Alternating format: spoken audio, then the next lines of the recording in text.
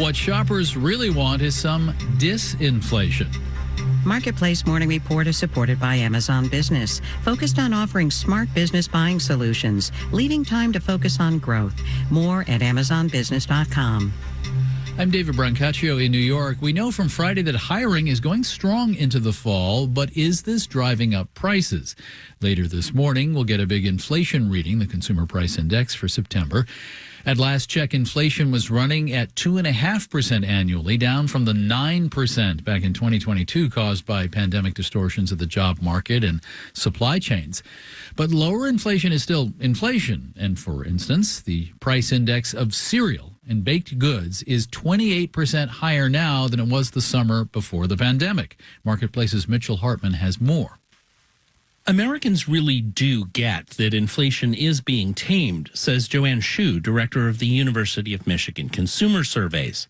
Consumers have absolutely noticed that inflation has slowed, and they do expect this slowdown to stick. And yet, while consumer sentiment has been creeping up from the low it hit when inflation peaked at 9%, it's not nearly back to pre-pandemic levels. Consumers remain, quite frustrated by the persistence of high prices, despite the fact that inflation has slowed. And those two things aren't really in contradiction. Prices being so much higher than before the pandemic is still a shock, says Sophia Baig at polling firm Morning Consult. When we've asked consumers a few times over the past year, the top concerns are all related to prices. So housing costs, grocery costs, gas prices. Joanne Shu says this is making a lot of folks feel poorer. Over 40% of consumers are telling us that their personal finances are being eroded by high prices. Even though wages have been rising faster than prices for well over a year. Still, people don't feel much better, says Sophia Baig. In fact, when Morning Consult asked consumers what they'd prefer to help them deal with inflation, most people actually said they would rather prices go down, rather than having their wages rise to keep up. I'm Mitchell Hartman for Marketplace. S&P and NASDAQ futures are both down about 0.2% ahead of that inflation report in about an hour and a half. And the stock of Toronto-based TD Bank is down 3.4% in pre-market trading right now. After a published report, the bank will plead guilty to failing to watch out for money laundering. The bank could pay $3 billion in fines, and the U.S. TD operates in 15 states and D.C. Marketplace Morning Report is supported by Rubrik, a cybersecurity company focused on securing the world's data. When cyber attacks put businesses, reputations, and careers at risk, Rubrik provides the power to bounce back fast and become cyber resilient. Rubrik.com. And by Palo Alto Networks. Palo Alto Networks delivers what's next in cybersecurity innovation to protect today's digital way of life. Learn more at paloaltonetworks.com. And by How We Survive, a podcast from Marketplace. Kai Ryssdal explores the fight against climate change. Listen wherever you get your podcasts. The Nobel Prize in Literature will be announced this morning, and the way great literature guides us to see the world in a new way is the center of that story. But you're listening to Marketplace, so we assigned my colleague, Stephanie Hughes, to look into how winning a Nobel for literature plays out with sales. Take last year's laureate, Norwegian playwright and author Jon Fosse. His annual print sales in the U.S. were running in the hundreds or low thousands prior to winning, but Nobel in hand, that changed. Here's Stephanie. The magnum opus of last year's Nobel laureate, Jon Fosse, is called Septology. It's a trilogy running hundreds of pages involving doppelgangers and alcoholism and faith.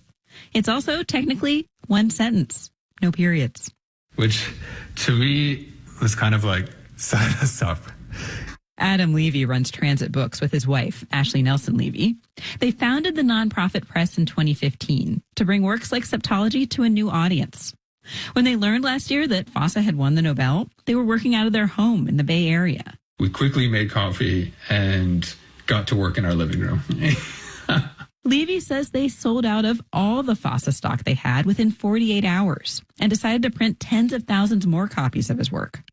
To do that, Transit Books had to pay up front for printing and royalties to the author. This can be a big risk for a small publisher. So we ended up owing a huge amount of money to our printer, to Fosse and his agent, before we'd actually received any money. So it actually is the kind of thing that can sink a house. It didn't sink Transit. They were able to move out of the Levy house for an office and event space. They hired more staff and went from publishing 8 books last year to 14 this year. They've also sold over 50,000 copies of Fosse's books since he won, and they're going to keep publishing his books in North America.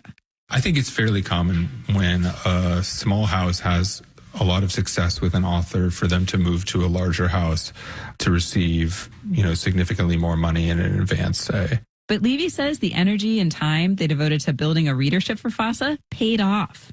Transit just signed 4 more of his books, the first of which will come out next fall. But we really did try to make the case why we would be the right house to continue with him.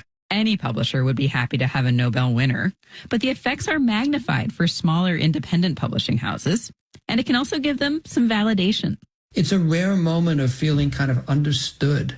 Dan Simon leads 7 Stories Press, which has published more than a dozen books in English by the 2022 Nobel laureate, French author Annie Ernaux. Simon feels that as a smaller... Working around the clock, it's like many of... French author Annie Ernaux. Simon feels that as a smaller house, he can be what he calls editorially driven, able to take a chance on a writer, even if the payoff is modest. We'll do a book knowing it might not sell because we're committed to the trajectory of that particular author. Winning a Nobel can also benefit the author's literary agent. Peter Strauss is managing director with RCW, which represents several Nobel laureates, including Kazuo Ishiguro and Abdul Razak Gurna. Strauss says the Nobel gets publishers to pay attention, not only to that author. They will also take a further interest in what other writers you have and what other books you have coming out. He also says there can be knock-on effects for other authors from the Nobel winner's country. All publishers around the world take more of an interest in their country's literature, and that's a good thing. At Transit Books, they've seen growth in revenue and sales, but Adam Levy says there are longer-term benefits. I think it's a kind of leveling up that won't go away. There's that intangible piece of just like reputation. Fosse sales might go up or down, but Transit Books will always be the house that took a chance on him, and a book with no periods. I'm Stephanie Hughes for Marketplace. See who wins in the next hour. In New York, I'm David Brancaccio, and we are from APM, American Public Media.